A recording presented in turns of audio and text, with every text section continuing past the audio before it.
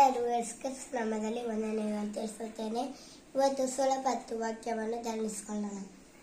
ನಾನು ಪ್ರಶ್ನೆಯನ್ನು ಮಾಡ್ತೇನೆ, ನಾನು ಉತ್ತರವನ್ನು ಕೊಡ್ತೀನಿ. ಓಕೆ, ಒಂದನೇದು ವಾಕ್ಯವು ಎಲ್ಲಿ ಬರೆದಿಟ್ಟುಕೊಳ್ಳಬೇಕು? ವಾಕ್ಯವನ್ನು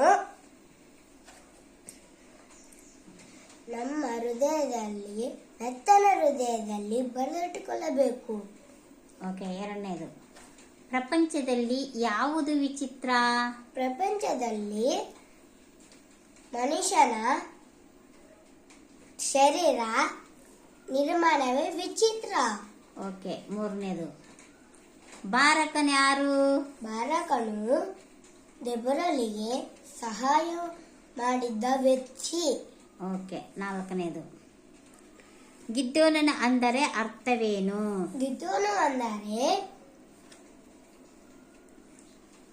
ವಾದಿಸುವವನು. ಓಕೆ, ಐದನೇದು ಗಿದ್ದೋನನು ಯಾವ ಗೋತ್ರದವನು? ಗಿದ್ದೋನನು ಮನಸ್ಸೆ ಗೋತ್ರ. ಅವನು ಗಿದ್ದೋನನು ಯಾವ ಗೋತ್ರದವನು? ಗಿದ್ದೋನನು ಮನಸ್ಸೆ ಗೋತ್ರದವನು. ಓಕೆ, ಆರನೇದು ನಕ್ಷತ್ರಗಳಂತೆ ದೇವರು ಯಾರನ್ನು ಹೊಗಳಿದರು? ನಕ್ಷತ್ರದಂತೆ ದೆಬೋರಳನ್ನು, ಬಾರಕನನ್ನು ದೇವರು ಬೆದರಿದರು, ಹೊಗಳಿದರು. ನಕ್ಷತ್ರಗಳಂತೆ ಯಾರನ್ನು ಹೊಗಳಿದರು? ನಕ್ಷತ್ರದಂತೆ ದೇವರು ಯಾರನ್ನು ಹೊಗಳಿದರು? ದೆಬೋರಳನ್ನು, ಬಾರಕನನ್ನು ದೇವರು ಹೊಗಳಿದರು. ಓಕೆ, ಏಳನೇದು ಗಿದ್ದೋನನ ತಂದೆಯ ಹೆಸರೇನು?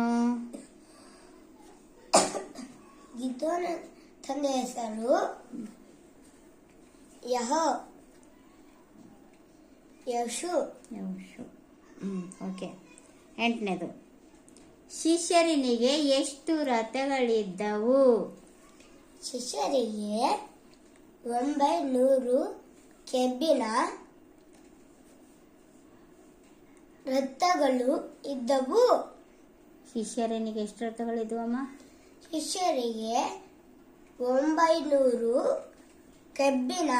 ಕಬ್ಬಿಣದ ರಥಗಳಿದ್ದವು. ಓಕೆ, ಥ್ಯಾಂಕ್ ಯು, ವಂದನೆಗಳು. ಈ ವಿಡಿಯೋ ಇಷ್ಟ ಆದರೆ ಲೈಕ್ ಮಾಡಿಕೊಡಿ, ಶೇರ್ ಮಾಡಿಕೊಡಿ, ಸಬ್ಸ್ಕ್ರೈಬ್ ಮಾಡಿಕೊಡಿ. ಥ್ಯಾಂಕ್ ಯು, ವಂದನೆಗಳು.